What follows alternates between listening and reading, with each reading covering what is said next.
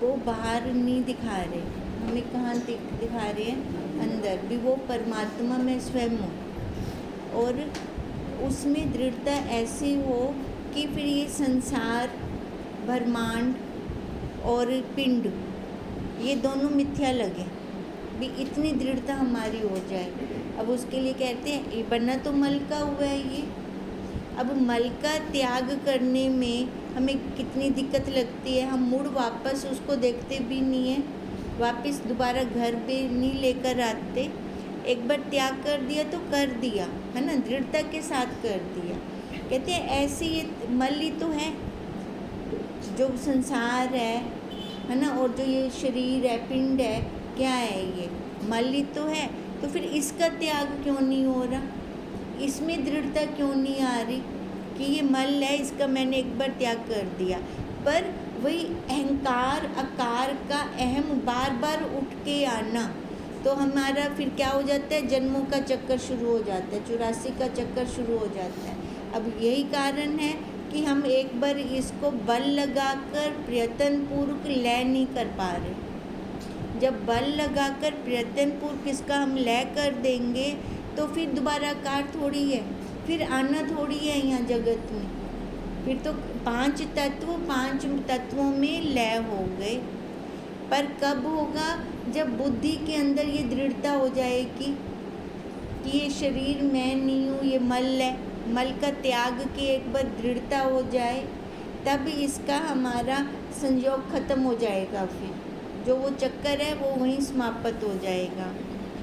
देह में व्याप्त हुई अहम बुद्धि को नित्य आनंद स्वरूप चिद आत्मा में स्थित करके लिंग शरीर के अभिमान को छोड़कर सदा अद्वितीय रूप में स्थित रहें।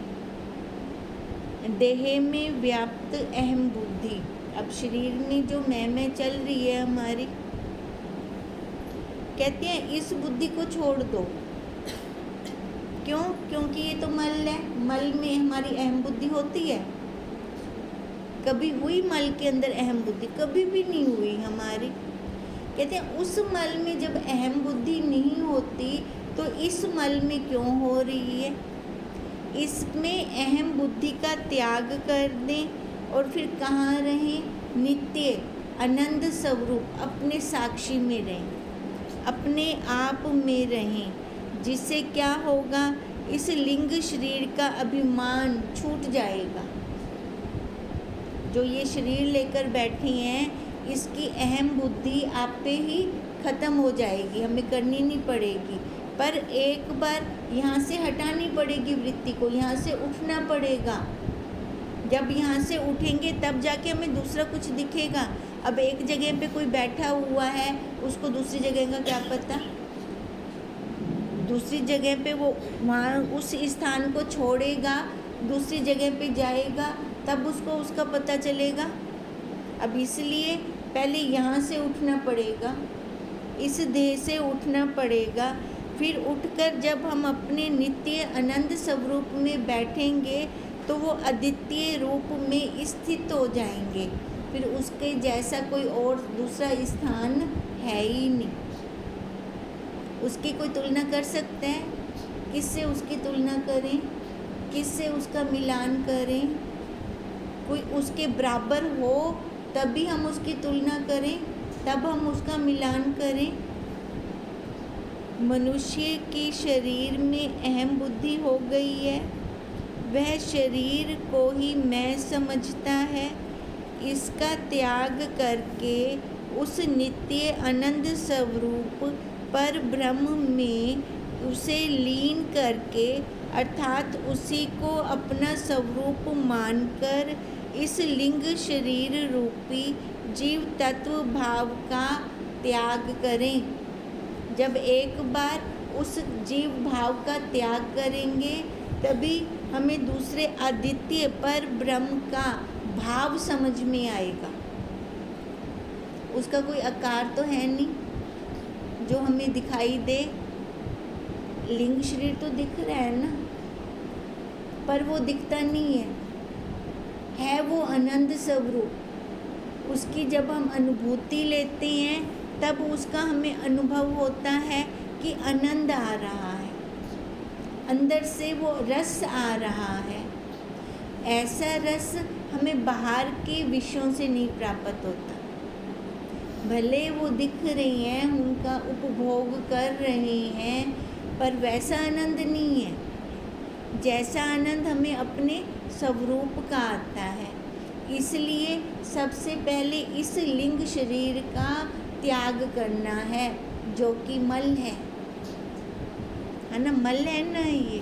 अब मल का त्याग करना है। देखो, त्याग करना भी है, किसके लिए कह रही हैं त्याग करने को भी? मल का त्याग करने को कह रहे हैं। तो मल का त्याग तो हम वैसे ही कर देते हैं, मल को तो हम पकड़ते नहीं हैं, है ना। त्याग करके आते हैं, वापस मुड़ देखते भी नहीं है उसको। तो इस मल का क्यों नहीं त्याग हो रहा? क्यों इसको बार बार निहारते हैं? इसको हम बार बार क्यों देखते हैं? सच्चा मान रखा है, बुद्धि के अंदर सत्य लग रहा है, ये इस शरीर को सत्य मान लिया है। कहती है ये तो झूठा सत्य है, ये तो मिथ्या है। रस्सी के अंदर सांप की भ्रांति है, ये तो सांप है ही नहीं, हमने मान लिया सांप है। अब हम मान रहे हैं तो दुखी भी हम हो रहे हैं। सबसे पहले इसका त्याग करना पड़ेगा, है ना। त्याग बुद्धि हो हमारी, छोड़ने की बुद्धि हो हमारी, जिसमें यह जगत का आभास दर्पण में प्रतिबिंबित नगर के समान प्रतीत हो रहा है। अब अंदर एक पूरी दुनिया बसी पड़ी है पूरा एक संसार बसा रखा है हमने अपना। सबका संसार अलग अलग है, किसी का भी संसार एक जैसा नहीं है। क्यों? क्योंकि सबके संस्कार अलग अलग हैं, सभी के संस्कार, है ना। अब सबके संस्कारों के हिसाब से अपनी अपनी दुनिया है, सबका अपना अपना संसार चल रहा है। अच्छा, ये संसार भी हमें उसमें जो एक्स पड़ रहा है ना, प्रतिबिंब पड़ रहा है, उसके द्वारा हम बैठे हैं यहाँ पर, उसके द्वारा ही हम देख पा रही हैं। अब जैसे ये पंखा चल रहा है, पंखे को होल्ड पीछे कील ने कर रखा है, कील दिखता नहीं है। दिखने में क्या आ रहा है? पंखा आ रहा है दिखने में, पर पंखे को सहारा देने वाला है ना। अब वो ना हो तो पंखा चलेगा कैसे? फिर और सूक्ष्म जाएं तो करंट जो आ रहा है वो भी नहीं दिखाई देता। अब वो कील भी लगाओ, पंखा भी हो, करंट ना हो तो फिर काम बनेगा नहीं, फिर भी काम नहीं बनेगा। अब वो करंट, वो साक्षी आत्मा है हमारा। पंखा दिख रहा है, उसने आधार भी दे रखा है, इसको पीछे से अपना करंट दे रहा है, वो प्रतिबिंबित करंट पहुंच रहा है। जैसे पावर हाउस से बिजली हमारे मीटरों में आती है, घर के मीटरों में आती है, फिर मीटरों से एक एक कमरे में जा रही है, करंट जा रहे हैं ना। अभी एक एक इंद्रिय, एक एक कमरा है हमारा, अब इस कमरों के अंदर वो करंट जा रहा है, वो अंतःकरण रूपी बिजली का मीटर हो गया, उसमें आ गया, फिर वहाँ से प्रतिबिंबित फैल रहा है, पसारा हो रहा है, फिर ये काम कर रहा है, ये क्रिया कर रहा है। अब इसका अपना कुछ हुआ है? किसका? साक्षी का, जो वो करंट दे रहे हैं ना। करंट दिखता नहीं है वही। अब इस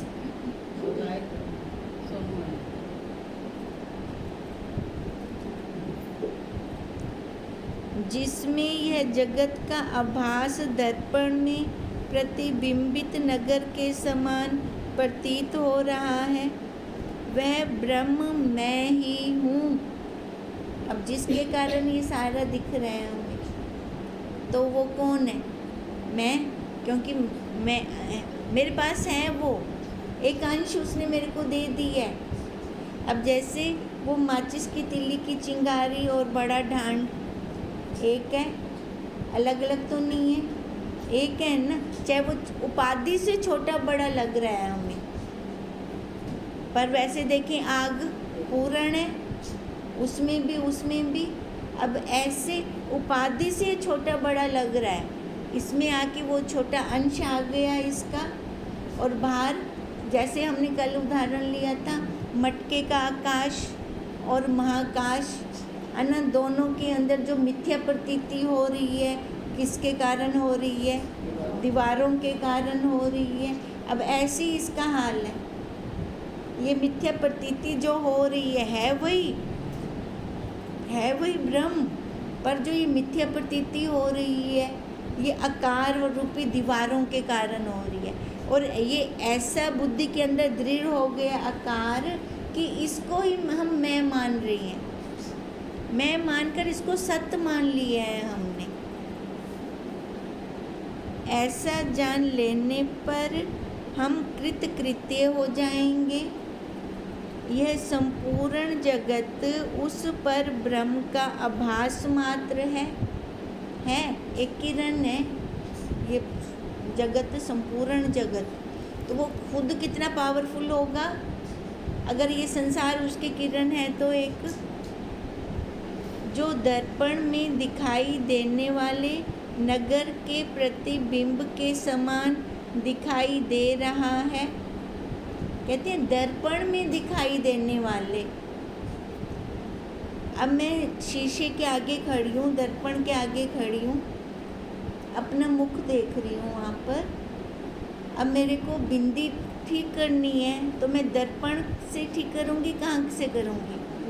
अपने मुंह से ठीक करूँगी ना। अब दर्पण में तो भले वो दिख रहे हैं मेरे को, पर वहाँ से ठीक तो नहीं कर सकती। अब ऐसे वो प्रतिबिंबित होकर ये दिख रहा है हमें, दर्पण के अंदर दिख रहा है। वो कितनी देर का है? जितनी देर मैं उसके आगे खड़ी हूँ उतनी देर बस। मैं जैसे ही दर्पण से हट गई, वो प्रतीति हट गई, वो सत्य तो ना हुआ। सत्य क्या हुआ? मुख मेरे साथ साथ जा रहा है वो सत्य। अब ऐसे कहते हैं ये प्रतिबिंबित जगत जितना दिखाई दे रहा है, जिसके कारण से दिखाई दे रहा है, वो सत्य है। दर्पण में मुख जिसके कारण से दिख रहा है वो सत्य है ना। जो दर्पण के अंदर प्रतिबिंब दिख रहा है वो सत्य नहीं है। अब ऐसे ये संसार की प्रतीति सत्य नहीं है। सत्य तो क्या है? वो साक्षी जिसके कारण से दिखा हमें। वास्तव में तो एक ब्रह्म ही सर्वत्र व्यापक है। ऐसा मानकर इस जगत के प्रति अपनी मिथ्या धारणा का त्याग कर देना चाहिए। धारणा कहते हैं जहाँ हमारी वृत्ति टिक जाए, जिसको हमारे मन ने स्वीकार कर लिया और उसकी रट अंदर चलती रहती है, उसको हम कहते हैं धारणा। अब धारणा में अब चाहे मैं वो संसार को फिट कर लूँ या अपने स्वरूप को फिट कर लूँ, नहीं तो संसार को फिट करती तो संसार वाली वृत्ति चलती रहती है, वो धारण कर ली मैंने।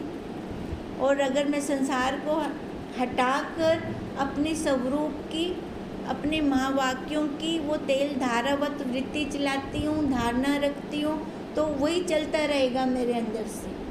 अब जो अंदर चल रहा है वही बाहर इन इंद्रियों से हो जाना है।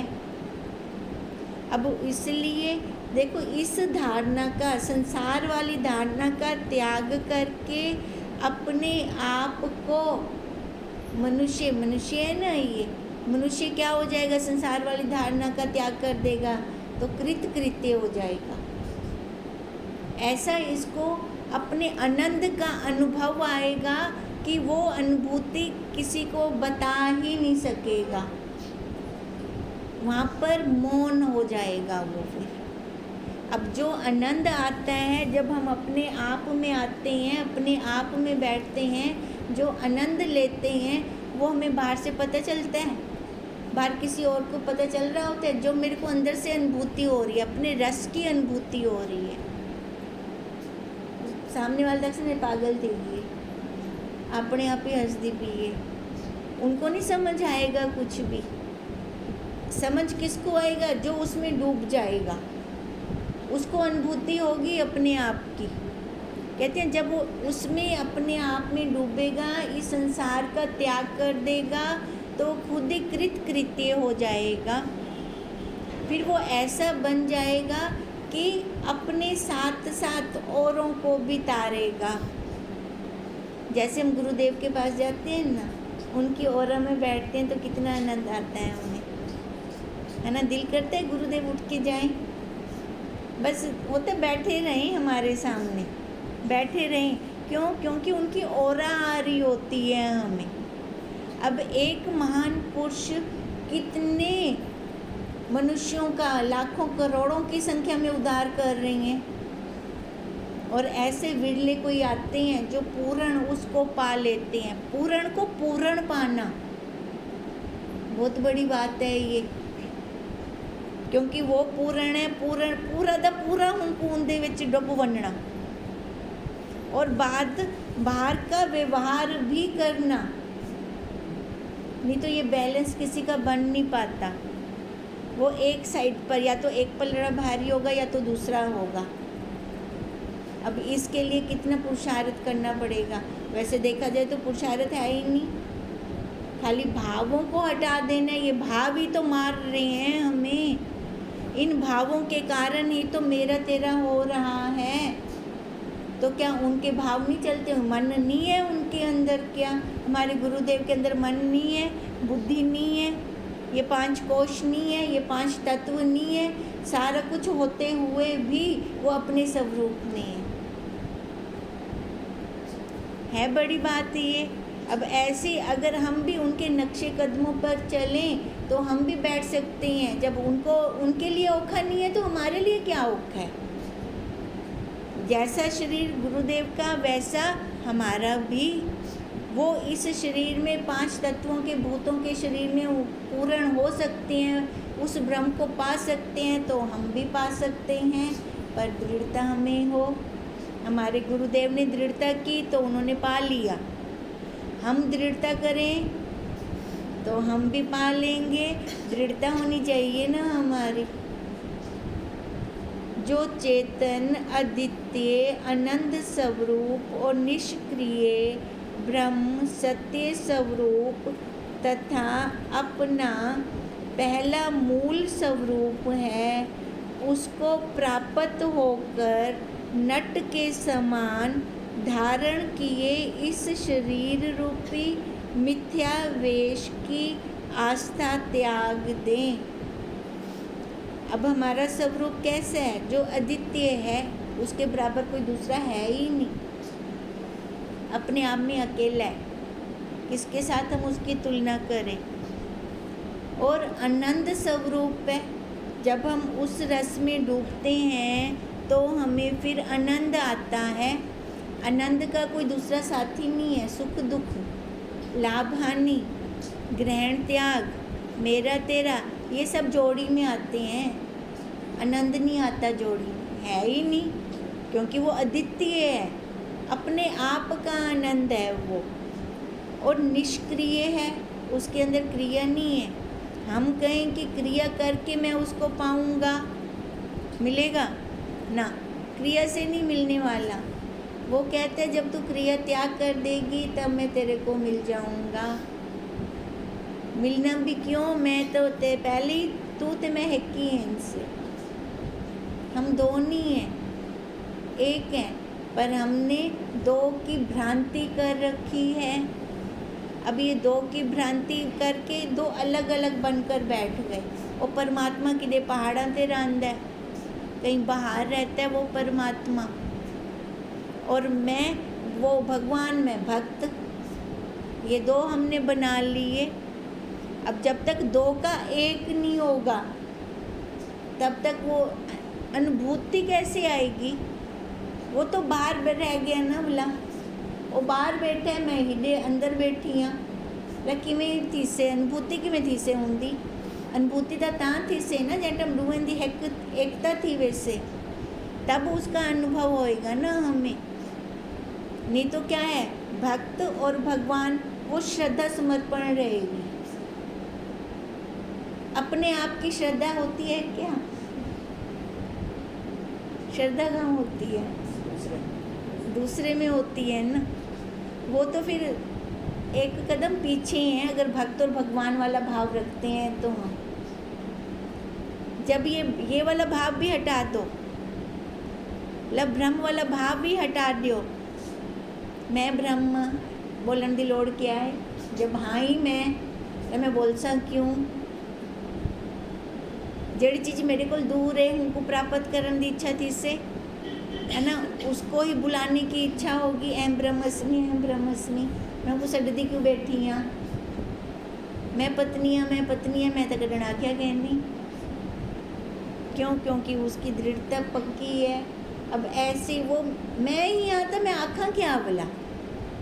अब वो ब्रह्म मैं ही आता, उनको सड्डा क्या बोला? मैं बुलाने की जरूरत है नहीं। कहते हैं मतलब होंगे कितने तेको करने की लोड़ क्या है? आपने कितने सब कुछ करने की लोड़ है क्या? भी मैं अपने आपको हाजिर हजूर करा, होंगे कितने कुछ करा, है उसकी ज़रूरत ना? उसकी तो हमें कुछ ज़रूरत नहीं है। वो कहते हैं इसलिए वो निष्क्रिय है, पूर्ण है। टोटे टोटे में हो तो कुछ किया जाए क्रिया उसके लिए। जहाँ बैठो वहाँ ले लो उसको। जैसे वो चीनी के पहाड़ पे एक छोटी सी चींटी जितना मर्जी चक मार गए ने, उनको क्या मिल से? मिठास। क्यों? वो पूर्ण है, भरिया पे पूरा वो ही ता है। अब इवें वो ब्रह्म वो ही ता है, जितना बैठे सब उनको चक मार गए। जब मैं हाँ तो मैं चक भी क्यों मार सा? मैं अपने आप को क्यों चक मार सा? अब देखो, जब भाव मैं दूसरा करूँगी फिर चक मारने की जरूरत पड़ेगी मेरे को। जब मैं भाव ही वैसा बनाऊँ कि मैं ही हूँ वो, तो फिर वहाँ पे मेरे को चक मारने की ज़रूरत होगी क्या? नहीं, उसके लिए कुछ करने की ज़रूरत नहीं है। वो निष्क्रिय है। ब्रह्म सत्य स्वरूप है, वही सत्य है बस। और कोई सत्य है ही नहीं इस दुनिया में, इस संसार में, इस सृष्टि में, जबकि सृष्टि उसने ही बनाई है। उन्हें बोले बनाई क्यों? देखे ना, फिर सोचे उसने बनाई क्यों? जब मिथ्या ही सृष्टि बनानी थी तो बनाने की क्या ज़रूरत थी? हाँ, खेलता कैसे फिर, है ना? दो बनाता तो खेलता ना, पर वो अपना घर नहीं भूला, खेल के चला गया वापस। ऐसा एजे खेडण विच मस्त थी गयूं, एजे मस्त थी गयूं कि अपने घर को ही भूल गयो। अब उसमें और हमें यही फ़र्क रह गया। वो वैसे का वैसा ही रहा। परम पिता परमात्मा खेलता है, सारा उपभोग कर जाता है बाहर से विषयों का, पर कहीं रुकता ही नहीं। जैसे कृष्ण जी सारा कुछ करते हैं पर समता में रहते हैं, किसी को अपना नहीं मानते। वो कृष्ण लीला देखने में लगता है बहुत कि अर्जुन के साथ ज़्यादा प्यार करते हैं, पर ऐसा नहीं है। अब कृष्ण के ज़माने में कंस भी तो था, उसने क्यों नहीं पाया कृष्ण जी को, है ना? ऐसे बहुत से पूतना होगी जैसे, अब जहर देने के लिए आई, कृष्ण जी ने उसका भी उद्धार कर दिया। वो समता में थे ना, ऐसी समता। अगर कोई गलत भी करता, जब सारा है ही ब्रह्म, है ना, जब सारा है ही ब्रह्म, अगर कोई गलत भी कर दे तो उनका असर भी ना थी। वे व्यवहार में हो जाए, पर अंदर से कुछ राग ना हो पैदा हो, ना द्वेष पैदा हो अंदर से। अब ऐसा वो निष्क्रिय है, ब्रह्म सत्य स्वरूप है और अपना पहला मूल है। सबसे पहले हम क्या थे? ब्रह्म थे। फिर ये जीव कैसे बन गए? बाहर आ गए। बाहर तो वो भी आया खेडन कितने, है ना, उन्हें सृष्टि बनाई। हाँ, और बुलिया ना वो खेडते बुला चला गया वापस। आप बाहर खेड विच मस्त थी क्यों? कहते हैं हमारा पहला स्वरूप वही ब्रह्म है, हम वही ब्रह्म हैं, पर मति भूल गई। अब मति भूल गई तो फिर क्या करें? फिर यही 84 का चक्कर खा रहे हैं। मति न लखे जो मति लखे, मैं सो ब्रह्म शुद्ध अपार।